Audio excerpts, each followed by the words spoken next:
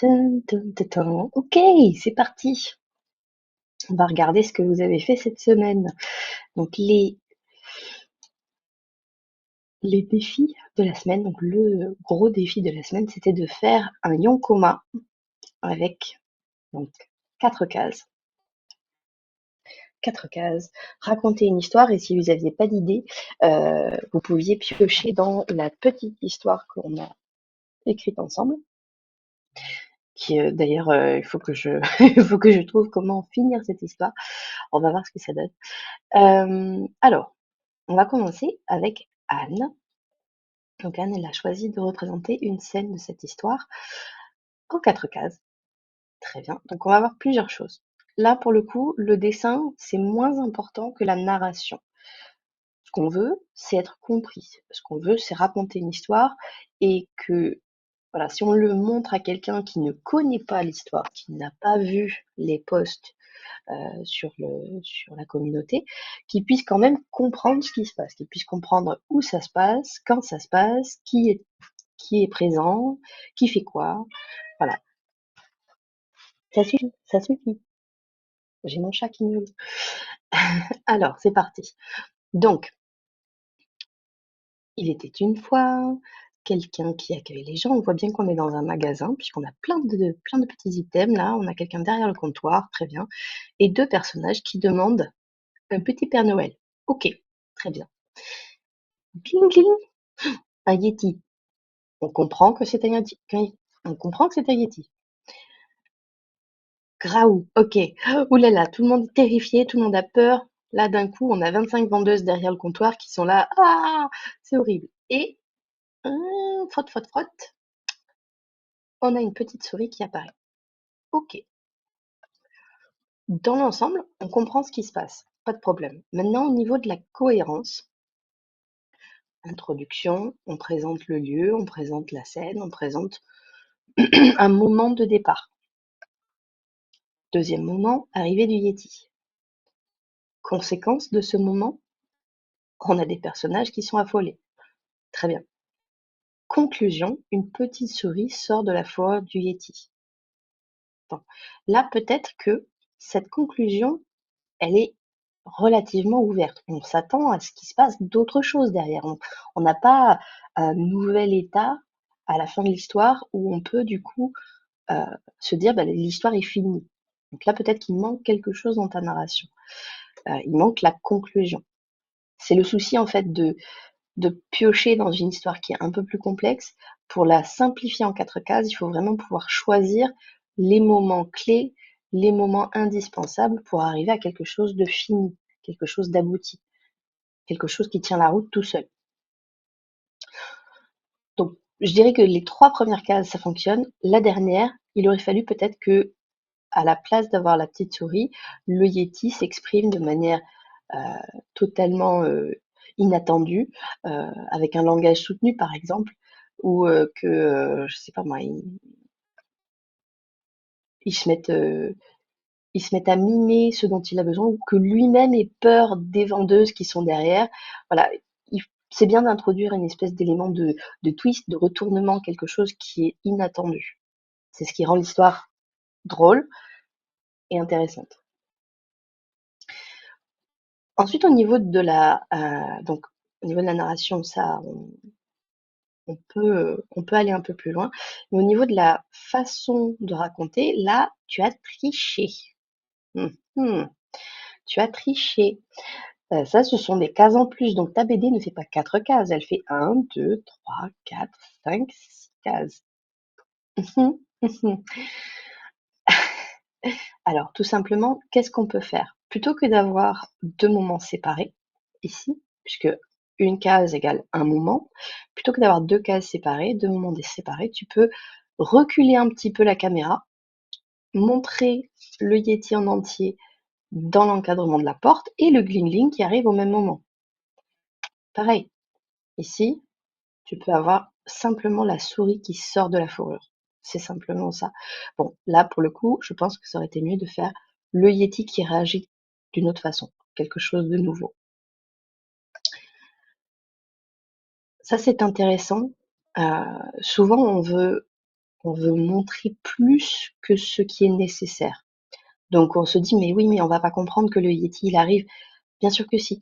Notre notre cerveau est capable de combler les vides qu'il y a entre les cases.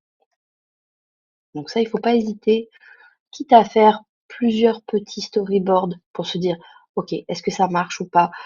Quitte à le montrer à quelqu'un, est-ce que tu comprends? Parce que des fois, bon, si on fait des ellipses beaucoup trop grandes, c'est sûr que là, on va être perdu. Mais en changeant l'angle de vue, en mettant les 2 moments en même temps, on peut trouver des solutions. Bon, après, c'est quand même assez rigolo. J'aime beaucoup j'aime beaucoup ce regard-là, ce regard terrifié, c'est assez sympa. Donc ça, c'est sympa déjà, c'est bravo, ouais. Ensuite, donc ici, Valentine, tu n'as pas choisi de parler donc de l'histoire collective, mais par contre un thème très important, au moment de Noël, la guéguerre entre les chats et les sapins de Noël. OK. Je valide à 100 ce thème. J'ai moi-même le monstre du village, hein, chez moi, parce que j'ai un petit village de Noël sous le sapin et chaque matin, on découvre, que le monstre du village a fait quelque chose qu'il fallait pas. Du coup, donc dans ton histoire, on a un joli sapin de Noël, un chat dans une maison, on a les indices qui nous donnent le lieu, on a les indices qui nous donnent le moment dans l'année et tin le chat fait quelque chose. C'est ce qui déclenche l'histoire. Très bien. Donc on développe ça avec une action. Il jette la flamme sur le sapin. Ça m'a fait rire, mais alors comme pas possible. Le le la contre-plongée, le chat domine ce qu'il vient de faire, il assume à 100 et la chute, eh oui, beh, au final, la maison est cramée. OK. Du coup, bravo, ça c'est très, très bien. Au niveau de la narration, on a une suite logique, on a une introduction, un élément, un moment de départ, il se passe ça, conséquence ça et bah, à la fin, résolution, la maison est cramée. Tin tin tin. Bon, avec un petit peu plus de temps, je pense que tu aurais pu mettre un petit peu plus de choses là dans les décors, même si on comprend tout à fait, ça fait tout à fait, le job, il y a pas de problème. Aussi le fait que tu aies fait, là je vois les repères ici de composition pour faire la règle des tiers, c'est très bien. Attention par contre, là ici tu as la vue qui se fait en diagonale. Donc là, tu as fait la règle des tiers, mais si tu mets rien ici et rien ici, bah, tu as une composition en diagonale. Ça fonctionne très, très bien. En plus, point bonus parce que tu as mis de la couleur. Alors c'est pas toujours nécessaire pour les Yonkoma, ça peut se faire, surtout si tu veux le partager, c'est plus joli, c'est plus propre en couleur, mais c'est vrai que le Yonkoma n'est pas nécessairement en couleur. Alors on a cette case là, elle est juste incroyable. Le contraste, c'est génial. Bravo pour ça. OK, alors maintenant on va regarder l'histoire de Marourou. Marourou. Alors c'est parti. Donc ici nous avons des étalages, des contenants avec ce qu'on peut imaginer être des friandises. Donc là, on nous donne, voilà, à moins d'être, super organisé chez soi, ça nous donne une indication de lieu, on est dans un magasin. Ça nous donne pas encore tout à fait une indication heu, de temps. Bon, si c'est un magasin, c'est le jour, OK, mais c'est pas, typiquement associé à Noël. Pour qu'on ait vraiment le sentiment que c'est un magasin qui vend des friandises pour Noël, à ce moment-là, il va falloir glisser des petits indices en plus, comme par exemple de la déco, des petites guirlandes, des petits nœuds, des petits sucres d'orge. Je sais pas trop si on voit. Mince. Non, on a des bonbons essentiellement, mais pas spécifiquement des bonbons de Noël. ça, c'est juste des petites choses qu'on peut rajouter. Donc, introduction, premier moment, on nous montre où ça se passe. Très bien. On continue, on développe le fait qu'on est dans un magasin, puisqu'on a ici une caisse, d'accord, un mode de paiement. On a un bocal de bonbons sur le comptoir. On voit la personne qui vend, donc qui est de dos. On a deux personnages qui sont là, donc a priori des clients, pas de problème. Là, hop, une vue en plongée, donc de la scène, le vendeur qui est ici, les personnages qui demandent des choses, et là, ah, ça y est, on a le petit bonnet de Noël. Donc là, ça y est, on a des infos. Le sapin aussi, ça y est, on a les infos. Ok, mais ça serait bien de le voir au début de l'histoire. La porte s'entrouvre et tout le monde est choqué parce que le Yeti demande quelque chose. Bon, étant donné que c'est un stade storyboard, très léger, on n'a pas encore énormément de détails, c'est normal que ça pourrait être un personnage, voilà, c'est normal qu'on reconnaisse pas le Yeti tout de suite. Ça pourrait être un personnage avec un gros manteau, par exemple, pour l'instant. Mais voilà, le fait que la réaction des personnages est juste iconique. Le fait qu'on ait le texte comme ça nous donne un indice quand même sur le type de personnage. Après, il faut pas hésiter à exagérer. L'exagération, c'est vraiment un outil qui est sous-utilisé, je pense, par la plupart des dessinateurs débutants. Quand je parle exagération, quand je dis ça, je pense à augmente les contrastes, augmente la taille des choses. Là, le fait que les yeux sortent des orbites, c'est de l'exagération, c'est très très bien. Mais le Yeti, il pourrait être encore plus grand. T'es pas obligé de montrer son visage, tu peux montrer juste sa carrure imposante, tu peux montrer une patoune qui, euh, qui demande timidement quelque chose, tu vois. Donc ça, ce personnage-là, c'est l'effet contrainte par la case. Souvent, on a une case donnée. Il faut que toutes les informations rentrent dedans. On veut être sûr que les gens comprennent. Et du coup, on glisse un maximum de choses, quitte à ce que ça soit moins lisible. N'hésitez pas à couper les choses. N'hésitez pas à enlever des choses. Est-ce que tu as vraiment besoin de le voir lui là? Qu'est-ce qui est important? Pour chaque case, il faut savoir qu'est-ce que je veux montrer, qu'est-ce que je veux transmettre.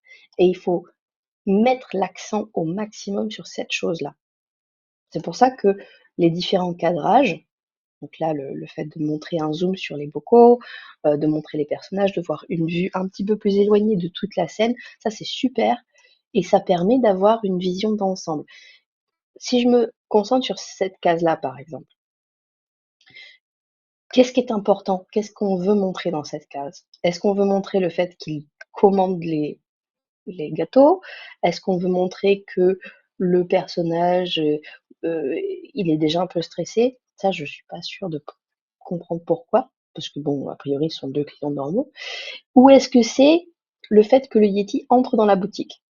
Alors, on a plusieurs informations là, alors que ici, on n'en a qu'une. Ici, on n'a qu'une seule information, c'est une information de situation. On place les éléments. Ici, on développe, on montre qui est dans la boutique. Ok, très bien. Et ici, là, on a essayé de condenser toutes les infos en même temps. Et là aussi, pareil. Donc le Yeti demande quelque chose. Ici, le vendeur est un peu stressé et les personnages réagissent de manière complètement ouh, on ne sait pas ce qui se passe. Au niveau de la narration, ça, ce n'est pas la conséquence de ça. Ça, c'est le développement. Enfin, ça, pardon. La deuxième case, c'est le développement de la première. La troisième, c'est également le développement de tout ça. C'est la suite logique. Ça, c'est la conséquence de ça. Ça, c'est la conséquence du fait qu'il rentre dans la boutique. Mais au final, ça reste, c'est maintenant en fait le point de départ de l'histoire. Donc, plutôt que d'avoir une histoire complète, on a une très belle introduction. Donc pour raconter des histoires plus longues, bah, ça serait très bien de l'organiser comme ça. Mais pour une histoire en 4 cases, l'histoire doit être début, milieu, fin. L'histoire doit être finie.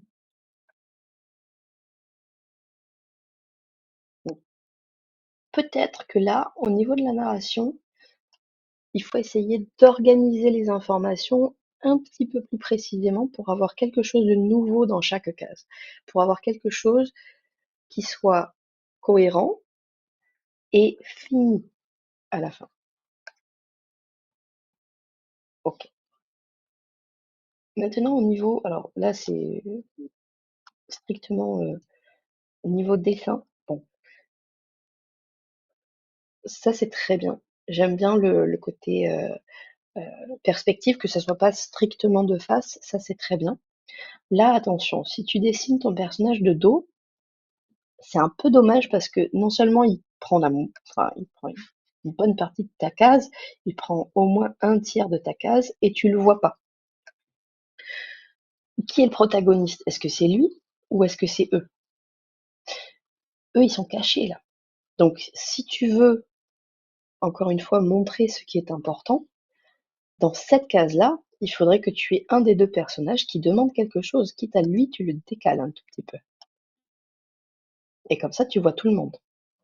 Là, tu peux montrer effectivement la porte qui s'ouvre et soit tu montres le Yeti, soit tu montres tous les personnages complètement terrifiés, complètement affolés, et tu sais pas. Tu sais pas pourquoi, parce que toi, tu sais ce qu'ils ont vu, mais le lecteur ne sait pas ce qu'ils ont vu. Et ça, c'est un très très bon point de départ pour plus tard dessiner des cliffhangers, pour dessiner la dernière case de ton chapitre. Ça, c'est incroyable. Tu, tu veux montrer quelque chose sans le montrer. Et ça, c'est un point pour un autre jour. Au niveau de ta case ici, au niveau de la perspective, là, j'ai un petit souci avec la porte. La porte, elle est presque plus petite que ce personnage-là. C'est un trou de souris presque, tu vois. Il faudrait que tu fasses ta porte bien plus grande. N'hésite pas, c'est un magasin. Si un magasin a une porte toute petite, je sais pas comment ça va se passer, hein. Hop, voilà. Au moins ça, au moins ça. Pareil, tu peux rajouter des petits Milo. Là, je suis allée, enfin, je sais pas vous, hein, mais moi, je suis allée faire des courses de Noël récemment. Les magasins, ils sont blindés entre les gens, les petits îlots, les gondoles, les machins, les bidules. Tu peux pas passer sans que, ah, ouh, je vais faire tomber quelque chose. D'accord? Donc, n'hésite pas à rajouter des petits îlots là. Je pense que ça viendra bien compléter, quitte à ce qu'on cache les choses, c'est pas grave, c'est pas grave. Si le haut du sapin de Noël est là, t'inquiète pas que le bas existe. C'est un peu comme quand tu regardes quelqu'un qui est assis à table ou au bureau, euh, tu vois sa tête, mais tu vois pas ses pieds, parce qu'ils sont cachés par la table. Ça veut pas dire que ses pieds n'existent plus. Ton cerveau ne va pas se dire oh mon Dieu, ils sont passés où tes pieds? Non, ils savent que les pieds sont là, mais on n'a pas besoin de les voir. Voilà. Là, vraiment, j'aurais augmenté la taille, quitte à ce que les regards montent, comme ça. Hop, augmenter la taille pour avoir par exemple juste la patoune. Hop, moi, je dessine avec la souris là ce matin, ça va être oup, quitte à ce que voilà. Bonjour. Grrr.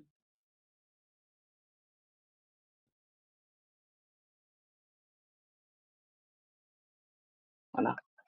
Et donc t'as tout ça, c'est du Yeti. Voilà. Bon, il n'y a pas qu'une seule bonne réponse. Il y a plein de façons différentes de réussir cet exercice. Je pense que le mieux, c'est d'essayer de vraiment définir au début clairement les étapes de l'histoire. Qu'est-ce qu'on veut raconter? Comment est-ce que ça se finit? Quels sont les indices indispensables que je dois mettre dans mon dessin pour qu'on comprenne mon message? Qu'est-ce qui doit être en grand? Qu'est-ce qui doit être en petit? Qu'est-ce qui est Voilà, qu'est-ce qui est indispensable vraiment? Qu'est-ce qui prend plus de place dans mon histoire? Et à ce moment-là, il faut que je le mette en avant. Là, si je reviens juste vite fait là-dessus, hop, ici, dans cette case-là, qu'est-ce qui est important? Est-ce que c'est le sapin qui brûle? Ou est-ce que c'est le sentiment victorieux du chat qui vient de mettre le feu à son ennemi juré? C'est l'émotion, bien sûr. C'est l'émotion qui est au cœur de cette case. C'est pas le fait que le sapin crame. Et là, c'est quoi l'information principale? L'information principale, c'est bah, le, la stupeur, le désarroi, on entend le chat qui dit et l'autre, oh là là, mais c'est pas possible. Encore une fois, le fait que la maison brûle, ça c'est un élément clé, c'est une information clé, mais ce qui compte le plus dans cette histoire, c'est la réaction du perso et du chat par rapport à ça. C'est pour ça qu'on a les deux choses ici. Voilà. Bon, allez, je pense que on a fait le tour. J'espère que ça va vous aider. Euh, N'hésitez pas à refaire des petits en commun comme ça, même si c'est des bonhommes bâtons, et ne perdez pas trop de temps à faire ce genre d'exercice parce que, encore une fois, on veut pas quelque chose de beau, on préfère quelque chose de lisible. Lisible, compréhensible, fait avec une réelle intention derrière. Donc, j'espère que ça va vous aider, que ça va vous donner plein, plein, plein d'idées pour la suite. Et on se revoit du coup la semaine prochaine. Bye bye.